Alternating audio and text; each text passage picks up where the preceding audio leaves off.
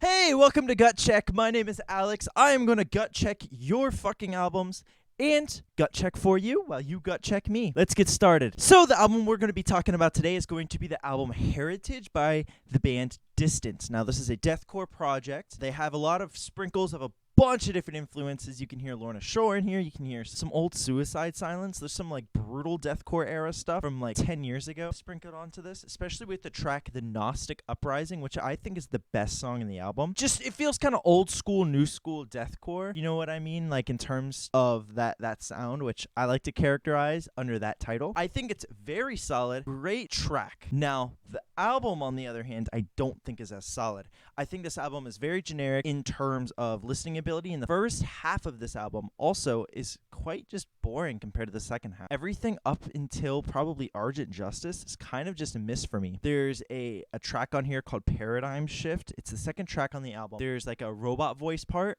but it is very misused. I think there's some great examples of robot samples. Like, I think Varials did a great sample on their song Phantom Shift. That track has a robot sample where it cuts from the vocalist part into the robot into a breakdown where it's like, this will be my, and it ends. Like, I think that shit's sick. This album did not do that. I will say that the second half of the album really does pick up where the first half kind of falls a little bit, and it's much better. I think the self-titled track Heritage, which features Will Ramos, is a good one. I think that's the best song in the album. I gave that one an A- on this album. That track itself is an A- because it's just fun. Will really shows how he's a star of the deathcore scene. His vocals are really exciting, and I love the piano elements of that track. A lot of keyboards, and it really just feels epic and big and what I want from deathcore. It feels like big studio, fucking arena filled of people listening and fucking going nuts. It feels that arena-like deathcore, which is what I'm looking for. Arena deathcore is really what's fresh right now. The feeling that Brain of Sacrifice brings, where the choir, where it's just such a big moment. This album just lacks those. I don't want to kind of hammer it too much because I do think there are some fun stuff on here. I think the song The Gnostic Uprising, Argent Justice, and Heritage are good songs. Human Scum is also a good track. That has some really good electronic elements on the guitaring, which are kind of unique to that track on here, and it allows it to stand out. It's very experimental on that track, and I think it's kind of experimental on the track The Gnostic Uprising. Those two are kind of set aside in terms of just, there are no other parts of this album that sound like those two tracks, where I actually think those two tracks are two of the best. Now, the other two songs that I mentioned, I think that's similar to what the rest of the album sounds like, but they capture those big moments, the big exciting wow factors.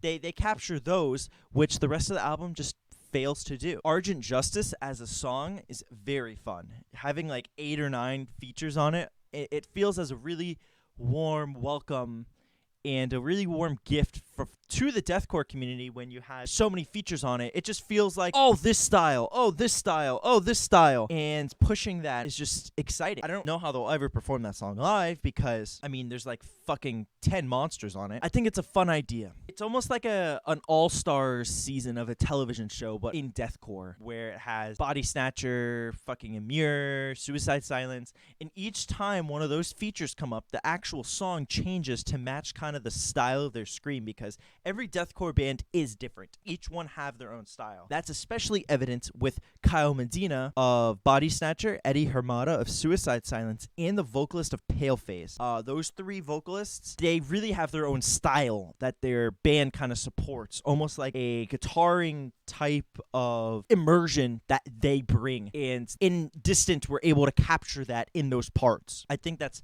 wonderful. And it's fun. Straight up, it is just fun. That's what I like. It is fucking fun. I gave this album overall a C+. I think if you go into it as an album as a whole, it's not as good as those hard tracks are. I don't want to say they're fluff, but like the first 4 tracks on this just don't even hold a candle to the ones after them. I think this would have been better as an EP, which I have a feeling I'll be saying a lot, because I don't think we're in a time where you need those fluffer tracks. I hope you enjoyed. This is a very quick one because I've got a few of these I'm going to be going over today. watch the other ones. Watch them all. I'm going to upload them all separately. Have a great day. Peace.